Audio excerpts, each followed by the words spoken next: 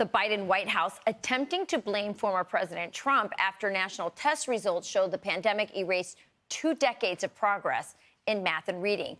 But these headlines tell a different story because you'll remember Trump wanted schools to reopen. Here to react is co-author of Black Eye for America, How Critical Race Theory is Burning Down the House, Dr. Swain, and Superintendent of Partnership Schools, a network of 9 urban Catholic schools, Kathleen Porter-Magee. Welcome to both of you. Dr. Swain, I'll start with you. Not only do we have these headlines, but I distinctly remember ads being run against President Trump saying he was irresponsible and putting children's lives in danger because he kept insisting throughout that summer of 2020 that schools needed to open in the fall. I mean, how insulting to our intelligence is this? Well, I mean, the Democrats, they have no problem lying to the American people. They think we have short memories. And we look back at President Trump and what he tried to do during COVID. He had to work with Dr. Fauci, Dr. Burke, and people who were clearly Democrats who gave him bad advice. And we know that the Democrats own the problem when it comes to our children. They have been so active pushing, their woke agenda. They have not been educating the children. They don't care about the children. They use minority children, children that are stuck in the public schools as pawns. They want more money through the teachers' unions for less work. Yeah, great points. Kathleen, you represent Catholic schools, which were such a lifeline for parents during the pandemic.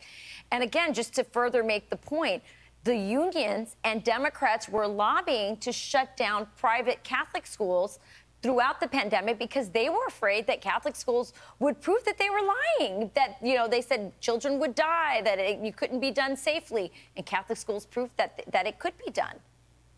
That's absolutely right. I mean, it's amazing actually to see how much the conversation has changed. I remember in fall 2020, fully 92% of Catholic schools across the country were opening for in-person instruction at the time when only 43% of traditional public schools and even 34% of charter schools were opening.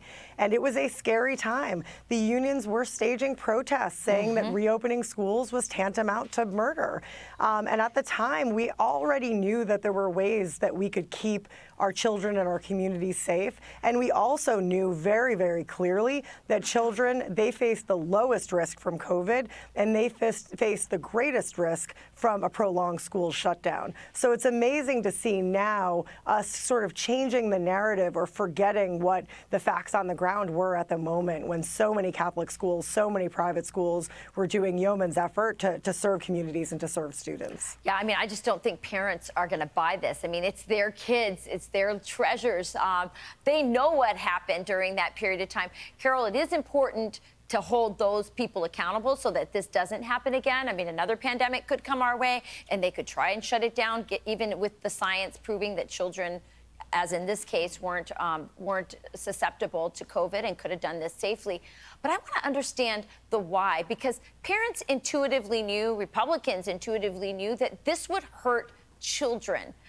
Long term, we're seeing these statistics, but I think we're going to see a lot more. We know it caused suicide and depression, made kids fatter because child obesity went up. So why did they do it, Dr. Swain? They did it because of politics, because they were trying to appease their leftist activist supporters. They don't care about our children. If they cared about our children, they would not be pushing the agendas that they push in public and private schools now.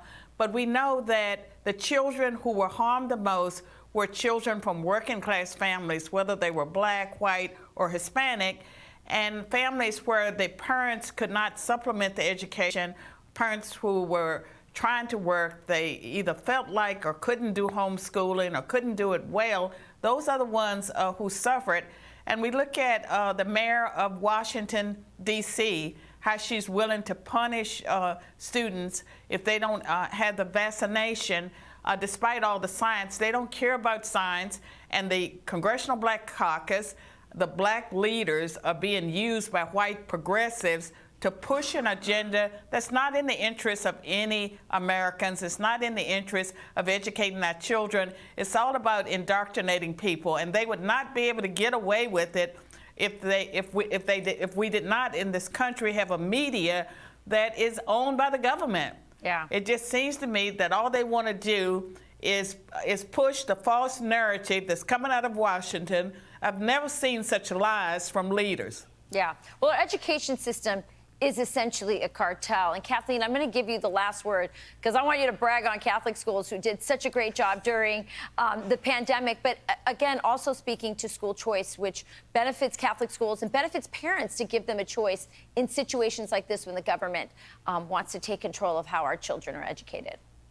Absolutely. I think if the past 2.5 years have showed us anything, it's that we absolutely need to empower parents with school choice everywhere. We need to make sure that it's not the government that's in the driver's seat.